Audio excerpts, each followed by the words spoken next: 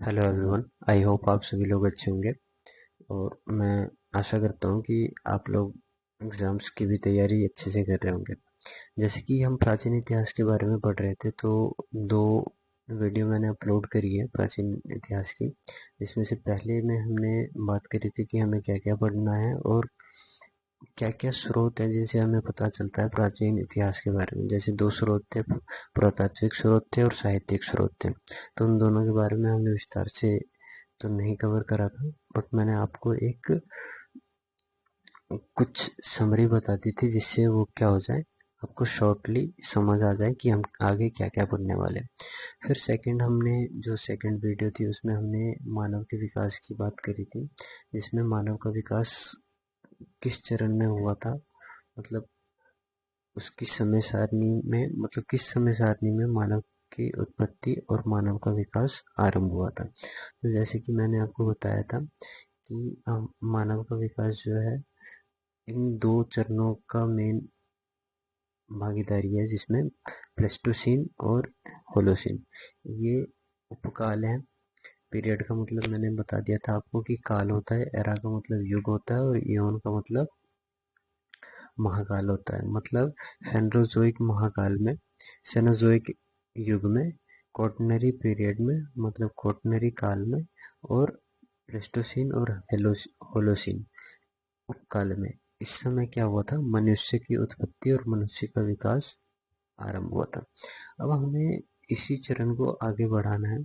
अगर आपको इसके जो मैंने ये चीजें बताई हैं प्लेस्टोसीन और होलोसीन, अगर आपको अभी क्लियर नहीं हुआ है तो आप पीछे की वीडियो देखेंगे तो आपको उसमें क्लियर हो जाएगा, क्योंकि मैंने उसमें समझाया। वैसे ये भूवैज्ञानिक समय सारणी जो है ज्योग्राफी का सब्जेक्ट है, बट हम यहाँ पे इसलिए कवर कर रहे हैं ताकि मानव की उत्पत्ति का आरंभ कहाँ से था उसके बारे में आपको पता रहे, और हम आगे जो क्लास करेंगे उसमें आपको समय देखने में कि किस समय में क्या चल रहा है उसको देखने में आपको परेशानी ना हो। ठीक है, आगे हम बढ़ते हैं। विकास की शुरुआत जैसे मैंने बताया था आपको, रामेपिथकस नाम के कपि थे। कपि मतलब वानर थे, जो उनमें से कुछ समूह जो थे वो जंगलों की तरफ बढ़े और कुछ जो है मैदानी क्षेत्रों में बढ़े। जो मैदानी क्षेत्रों में बढ़े वही फिर कुछ प्रक्रियाओं से धीरे धीरे क्या हुए, आधुनिक मानव बने हैं, जिनको आज के होमोसेपियंस कहा जाता है या आज का आधुनिक मानव कहा जाता है। जो मैदानी क्षेत्रों में रहने लग गए थे वही धीरे धीरे उनमें बदलाव आया और वही आज क्या है, होमोसेपियंस है, जो कि आधुनिक मानव है। अब हम आगे बढ़ते हैं, हमारा जो प्राचीन इतिहास है उसके कालों के बारे में पढ़ते हैं। हम उसको किस तरीके से एक अच्छे मैनर में पढ़ेंगे, अच्छे वे में पढ़ेंगे, ताकि आपको सभी चीजें क्या हो जाएंगी, क्लियर हो जाएंगी और कंसेप्ट आपके बिल्कुल अच्छे से आपके दिमाग में बैठ जाएंगे। अब हम देखें कि इतिहास को हम इतिहास का कालों में कैसे विभाजन कर रहे हैं। मैंने जैसे कि आपको बताया था कि हम दो जनरली दो कालों में विभाजित कर रहे हैं इसको, बट यहाँ पे आप देख रहे होंगे कि तीन काल है। जैसे एक प्रागैतिहासिक काल है, एक आधे ऐतिहासिक काल है और एक ऐतिहासिक काल है। प्रारंभ में जैसे कि प्रारंभ के जो वीडियो था, जो सबसे शुरू का वीडियो था, उसमें मैंने आपको दो बताया था, प्राग ऐतिहासिक काल और ऐतिहासिक काल। बट ये आधे ऐतिहासिक काल नहीं बताया था, जो कि अभी मैं क्लियर कर दूंगा आपको कि ये है क्या। प्राग ऐतिहासिक काल का मतलब क्या होता है, ये वो काल है जिसमें हमारे पास लिखित साक्ष्य तो है, बट मतलब प्रागैतिहासिक काल का मतलब जिसमें हमारे पास कोई भी लिखित साक्ष्य मौजूद नहीं है। ठीक है, ऐतिहासिक काल का मतलब ये वह काल है जिसमें हमारे पास लिखित साक्ष्य मौजूद थे और उनसे हमने जानकारी एकत्र करी है, और वो उससे हमें प्राचीन इतिहास का पता चलता है। बट प्रागैतिहासिक काल में हमारे पास कोई भी ऐसी लिखित जानकारी नहीं थी। हमने अवशेषों और पुरातात्विक स्रोतों के द्वारा हमें पता चला, जैसे कि मिट्टी के बर्तन मिले हमें, कुछ अवशेष मिले, उनसे हमें क्या पता चलता है, प्रागैतिहासिक काल के बारे में पता चलता है। बट आधे ऐतिहासिक काल की अगर बात करें, प्रोटो हिस्टोरिक, तो ये इन दोनों के बीच का समय है। ये वो समय है जहाँ पे हमारे पास लिखित साक्ष्य हैं बट हम उनको समझ नहीं पा रहे। अर्थात इसका मतलब क्या हुआ कि अगर हम बात करें हमारे को कई सारे ऐसी गुफाएं मिली हैं जहाँ पे चित्र बने हुए हैं, बट हम उनसे कोई जानकारी प्राप्त नहीं कर पा रहे हैं, उनकी लैंग्वेज को हम समझ नहीं पा रहे हैं। तो वो हमारा आदि ऐतिहासिक काल में आता है। तो ये तीनों चीजें आपकी क्लियर हो गई होंगी, आई होप। प्रागैतिहासिक काल, आदि ऐतिहासिक काल और ऐतिहासिक काल। प्रागैतिहासिक काल को प्री हिस्टोरिक एज कहते हैं। ये 3000 बीसी मतलब 3000 ईसा पूर्व से पहले के समय के बारे में बताएगा हमें। ठीक है। आदि ऐतिहासिक काल जिसमें हमारे पास लिखित साक्ष्य थे बट हम उनको समझ नहीं पाए। ठीक है। इसको प्रोटो हिस्टोरिक बोलते हैं और ये 3000 ईसा पूर्व से लेके 600 ईसा पूर्व तक चलेगा। उसके बाद ऐतिहासिक काल जिसमें हमारे पास लिखित साक्ष्य हैं और हम उनसे ही जानकारी प्राप्त करते हैं, वो हमारा 600 ईसा पूर्व से लेके अब तक का समय है। ठीक है। अब हम इस इतिहास को 3 कालों में विभाजित कर चुके हैं, बट अब हमें क्या करना है, 3 कालों में विभाजित करने के बाद जो हमारा प्रागैतिहासिक काल है जिसमें हमारे पास कोई लिखित साक्ष्य नहीं है, हम अवशेषों के आधार पे, पुरातात्विक स्रोतों के आधार पे इसके बारे में हमें जानकारी प्राप्त है।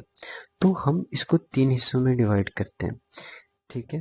3 हिस्सों में कैसे डिवाइड करेंगे और हमें 3 हिस्सों में डिवाइड करने की जरूरत क्यों है? पहले तो आपको ये समझना चाहिए, ऐसा तो नहीं है कि हम बिना किसी रीजन के हम इसको 3 हिस्सों में डिवाइड कर रहे हैं। 3 हिस्सों में डिवाइड करने का हमारे पास रीजन क्या है? जो हमारे पास समय काल है वो काफी अधिक है। अब जैसे कि देख रहे होंगे, पूरा पाषाण काल कब से शुरू हुआ है? 25 लाख ईसा वर्ष से, और ये खत्म कब हो रहा है? 6000 ईसा वर्ष पे। मतलब 6000 ईसा वर्ष के बाद भी चलेगा, बट इतनी लंबी अवधि को समझना, एक ही साथ समझना, वो हमारे लिए क्या हो जाएगा, काफी कठिन हो जाएगा। इसलिए हमने इसको क्या कर दिया है, अलग अलग हिस्सों में विभाजित कर दिया ताकि हम इसको आसानी से समझ सके। अब हम बात करते हैं प्रागैतिहासिक काल में पूरा पाषाण काल की। जो ओल्ड स्टोन एज है, पूरा पाषाण काल है, मध्य पाषाण काल है और नव पाषाण काल है। ठीक है। ये समझ आ रहा होगा आपको धीरे धीरे। पूरा पाषाण काल हमारा 25 लाख ईसा वर्ष पूर्व से 10,000 ईसा वर्ष पूर्व था, मतलब 10,000 ईसा पूर्व था।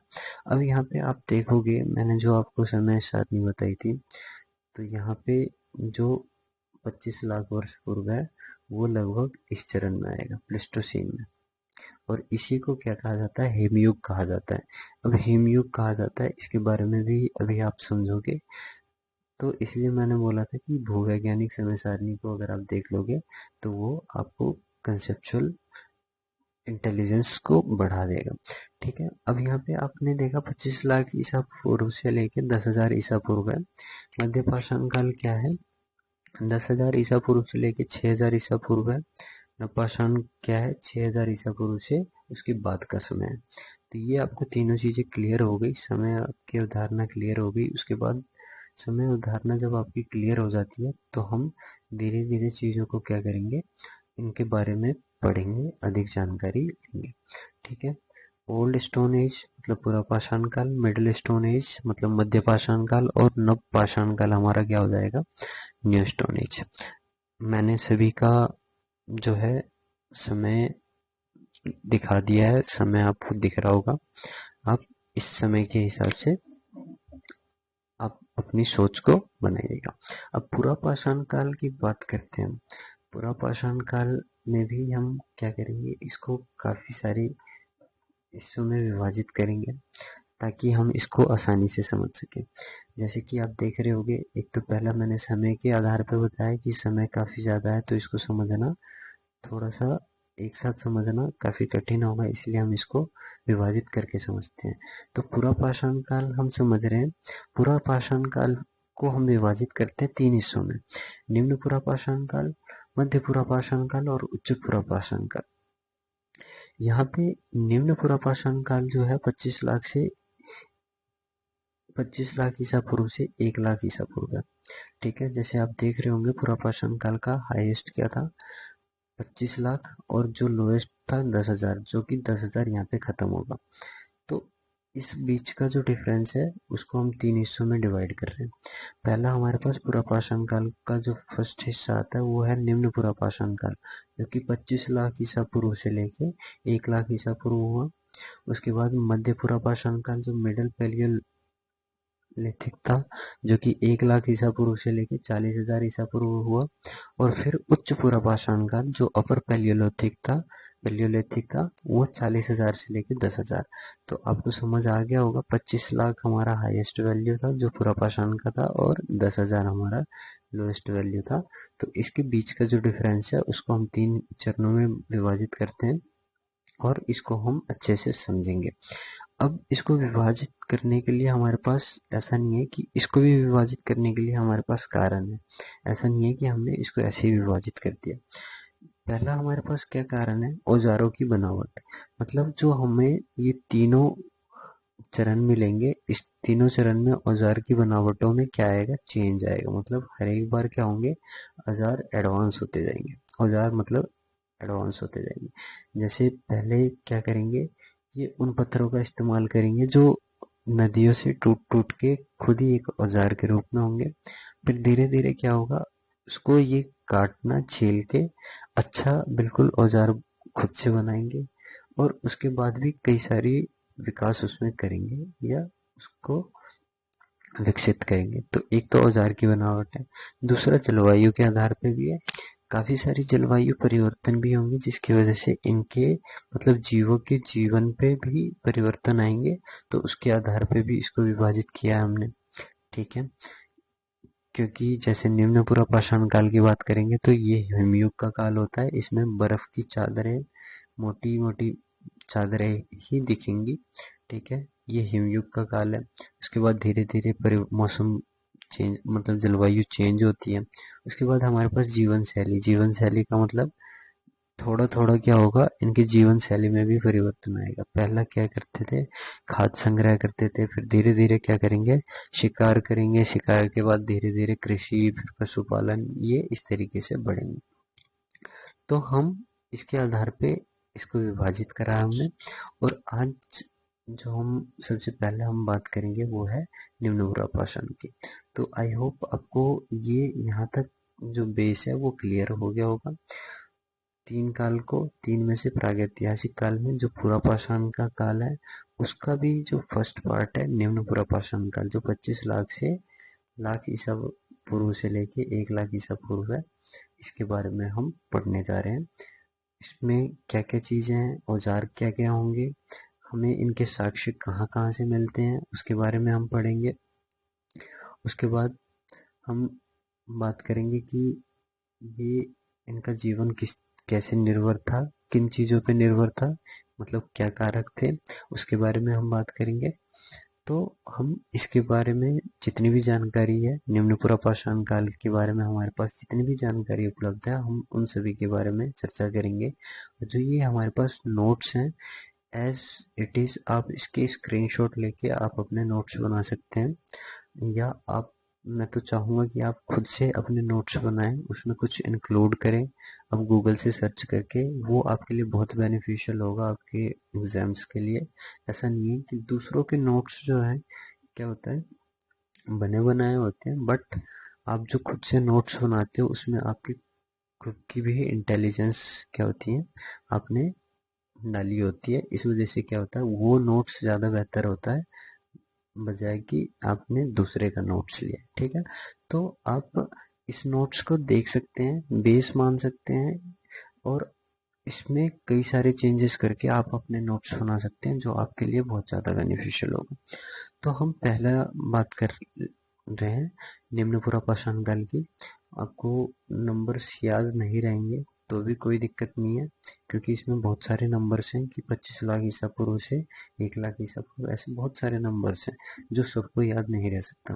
बट इसके बारे में आपको थोड़ी सी नॉलेज होनी चाहिए कि निम्न पुरापाषाण काल में लोग क्या कर रहे थे, उनका जीवन शैली क्या था, और उनके साक्ष्य कहाँ से मिलते हैं, वो औजार किस तरीके के यूज कर रहे थे, इनके बारे में आपको जानकारी होनी चाहिए।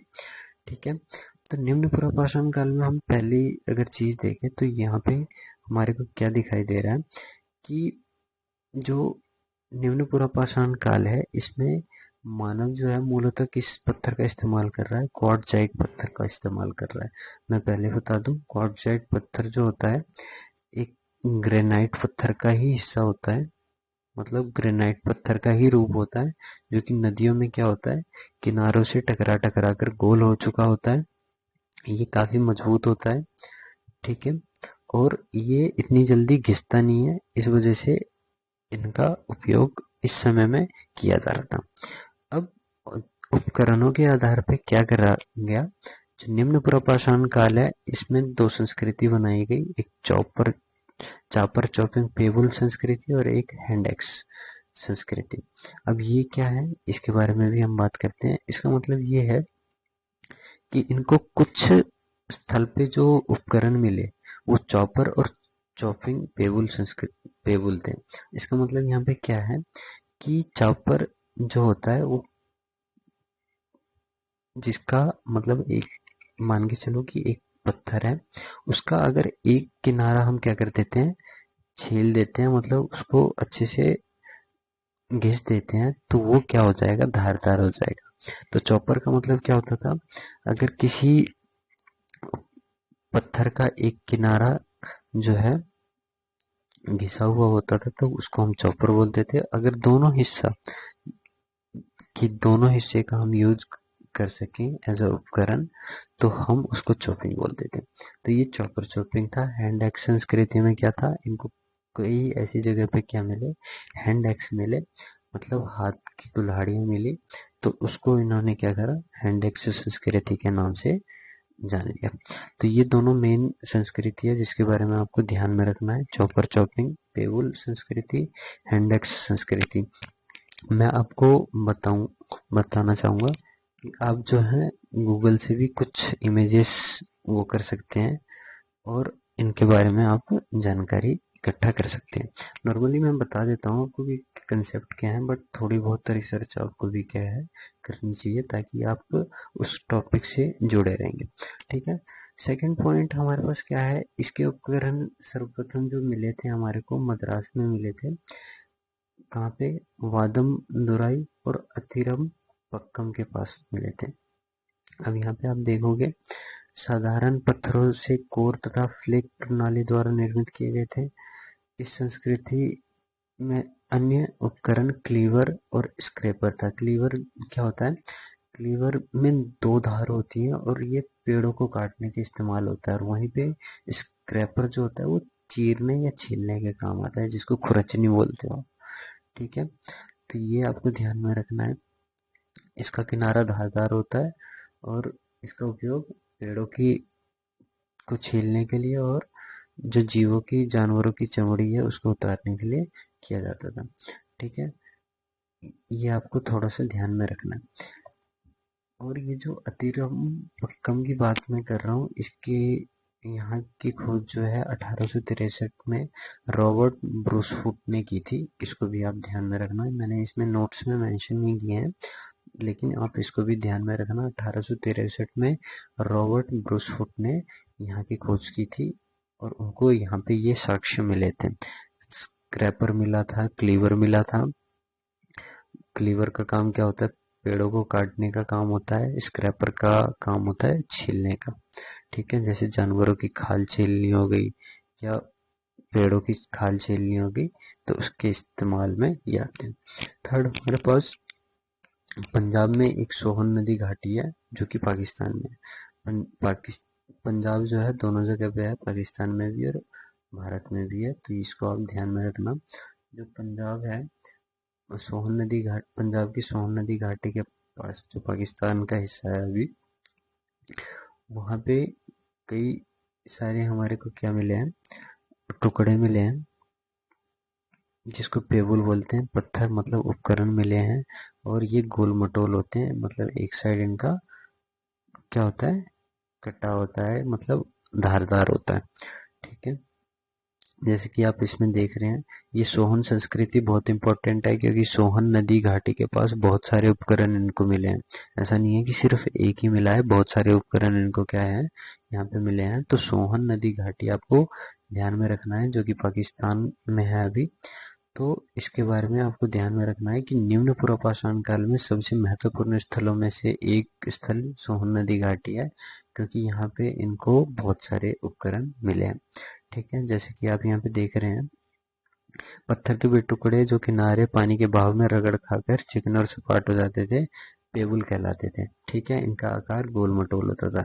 ये साक्ष्य तो इनको मिले हैं कि पेबुल के, बट यहाँ पे क्या है, कई सारे उपकरण मिले हैं। जैसे पेबुल को ही क्या करते हैं, वो छील के, मतलब एक साइड धारदार बना के, दोनों साइड धारदार बना के उपयोग कर रहे हैं।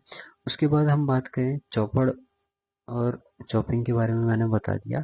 चौपड़ जो होता है बड़े आकार का होता है और इसमें एक तरफ धार होती है। वहीं पे चॉपिंग की बात करें, दोनों तरफ धार वाला औजार होता है। ठीक है, उसके बाद यहाँ पे हमारे पास क्या है, दक्षिण पश्चिम पीर पंजाल। यस, ये भी बहुत इंपॉर्टेंट है आपके लिए, कि जो हिमालय में है पीर पंजाल की पहाड़ियाँ और लिद्दर नदी घाटी, यहाँ पे इनको क्या मिला था, हैंड एक्स मिला था, मतलब हाथ की कुल्हाड़ी मिली थी। और ये कहा जाता है कि कश्मीर में बहुत कम साक्ष्य मिले थे, जिनमें से एक ये भी था। ठीक है, क्योंकि कश्मीर बहुत ही ठंडा इलाका था। जैसे कि मैं बता दूं आपको, उस समय की जलवायु वहाँ पे क्या थी, निम्न पुरापाषाण काल में ये हिमयुग था, बर्फ की चादरें थी, बहुत बर्फ की चादरें ढकी हुई थी। और दूसरी चीज यहाँ पे क्या था, इसकी जलवायु की अगर बात करें तो जो पुरापाषाण काल है, इसमें जलवायु आप देखेंगे तो भूमध्य रेखा पे जलवायु, भूमध्य रेखा से 25 से 30 डिग्री ऊपर और 25 से 30 डिग्री नीचे, दोनों जगह पे बहुत अधिक वर्षा हो रही थी, तो हो रही थी, जिसकी वजह से यहाँ के जीवों के जीवन पे भी उसका प्रभाव पड़ रहा था। तो आप इसको ध्यान में रखेंगे कि कश्मीर में हिम मानी युग की वजह से कश्मीर बहुत ज़्यादा ठंडा था, इस वजह से यहाँ पे बहुत कम ही साक्ष्य मिले हैं। आप खुद ही सोच सकते हैं कि जहाँ पे अत्यधिक ठंड होगी, वहाँ पे चीज़ें भी कम आपको मिलेंगी, शिकार भी कम मिलेगा, उसके बाद आपको रहने में भी परेशानी होगी। एक चीज़ और आपको ध्यान में रखनी है यहाँ पे, कि यहाँ पे कुछ ऐसी, मतलब हिमालय की तो हमने बात कर ली, यहाँ पे आपको हिमानी युग के कारण यहाँ पे कोई साक्ष्य, बहुत कम साक्ष्य मिलते हैं। बट हमारे पास जो गंगा और यमुना के मैदानी क्षेत्र हैं, इनमें भी बहुत कम साक्ष्य हमको मिलते हैं। मतलब यहाँ पे उस चरण में लोग नहीं थे, गंगा और यमुना नदी घाटी, मतलब ये गंगा यमुना के मैदानी क्षेत्र में उस समय में लोग नहीं थे। ठीक है, क्योंकि हमारे को कोई भी साक्ष्य नहीं मिलता। बट बाकी कई सारी जगह हैं और भी, ऐसा नहीं है कि निम्न पुरापाषाण काल के जो साक्ष्य हैं बस इन्हीं जगह से मिलता है, और भी कई सारी जगह हैं। राजस्थान में भी मिलता है, क्या कहते हैं, हमारे पास महाराष्ट्र के नवासा में भी मिलता है, बिहार में सिंहभूम है, वहाँ पे भी मिलता है। तो ऐसी कई जगह हैं, आंध्र प्रदेश में भी मिला है, बहुत सारी जगह हैं जहाँ पे निम्न पुरापाषाण काल के साक्ष्य मिले हैं। तो आप इसको ध्यान में रखिएगा। ठीक है, तो आज के लिए बस इतना ही, ये निम्न पुरापाषाण काल। मैं अगले वीडियो में आपको मध्य पुरापाषाण काल और उच्च पुरापाषाण काल के बारे में समझाऊंगा। तो आई होप आप यहाँ तक समझ गए होंगे, चीज़ें आपको क्लियर हो गई होंगी। अगर आपको चीज़ें क्लियर नहीं होती हैं तो आप कमेंट सेक्शन में डाल दीजिएगा, मैं वहाँ देख के आपको रिप्लाई कर दूंगा। और मैं आपसे रिक्वेस्ट करता हूँ कि आप इन इस वीडियो को शेयर करो, लाइक करो, सब्सक्राइब करो, क्योंकि बनाने में बहुत ज़्यादा मेहनत लगती है। तो ये आपसे रिक्वेस्ट है। ठीक है, आपकी वजह से ही मुझे मोटिवेशन मिलेगा, और ऐसा है कि जब मोटिवेशन मुझे मिलेगा तो और भी कंटेंट या और भी चीज़ें मैं क्या करूँगा, थोड़ा सा समय लेके और भी चीज़ें ढूंढ के इस पे अपलोड करने की कोशिश करूँगा, डिटेल और भी बढ़ाने की कोशिश करूँगा। तो आई होप आप लोग समझे होंगे, और थैंक यू मुझे सुनने के लिए। धन्यवाद। हेलो।